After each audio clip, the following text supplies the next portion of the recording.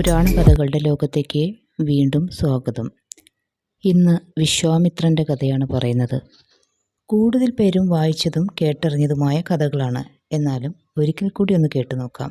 പുരാണങ്ങളിൽ പരാമർശിച്ചിട്ടുള്ള മുനിശ്രേഷ്ഠൻ വിശ്വാമിത്രൻ. ബ്രഹ്മർഷി വിശ്വാമിത്രൻ എന്നാണ് അദ്ദേഹം അറിയപ്പെട്ടിരുന്നത്. എല്ലാ മന്ത്രങ്ങളുടെയും മാതാവായ ഗായത്രി മന്ത്രത്തിൻ്റെ സൃഷ്ടാവ് കൂടിയാണ് വിശ്വാമിത്രൻ. 1000 വർഷത്തെ തപസ്സിൻ്റെ അവസാനത്തിൽ ബ്രഹ്മാവ് വിശ്വാമിത്രന് ഋഷി എന്ന പദവി നൽകുന്നു.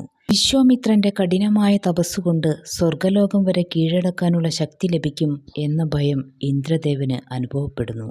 ഇന്ദ്രൻ വിശ്വാമിത്രൻ്റെ തപസ് മുടക്കാനായി കൊട്ടാരത്തിലെ സുന്ദരിയായ നർത്തകിയായ മേനകയെ ഭൂമിയിലേക്ക് അയക്കുന്നു. ധ്യാനത്തിൽ മുഴുകിയിരിക്കുന്ന വിശ്വാമിത്രൻ്റെ മുൻപിൽ മേനക ആടിയും പാടിയും ഉല്ലസിക്കുന്നു. ഇതെല്ലാം വിശ്വാമിത്രനിൽ അസ്വസ്ഥത ഉണ്ടാക്കുന്നു. അങ്ങനെ വിശ്വാമിത്രൻ്റെ ധ്യാനം തകരുന്നു. കണ്ണു തുറന്ന് സുന്ദരിയായ മേനകയിൽ അയാൾ ലയിച്ചു പോകുന്നു. പിന്നീട് അവരുടെ വിവാഹം കഴിയുകയും ഒരു മകളുണ്ടാവുകയും ചെയ്യുന്നു.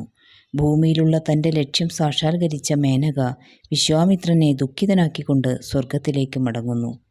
പശ്ചാത്താപം വിശ്വാമിത്രനിൽ ദുഃഖഭാരം കൂട്ടിയെങ്കിലും വീണ്ടും അദ്ദേഹം ധ്യാനം തുടർന്നു എന്നു പറയപ്പെടുന്നു.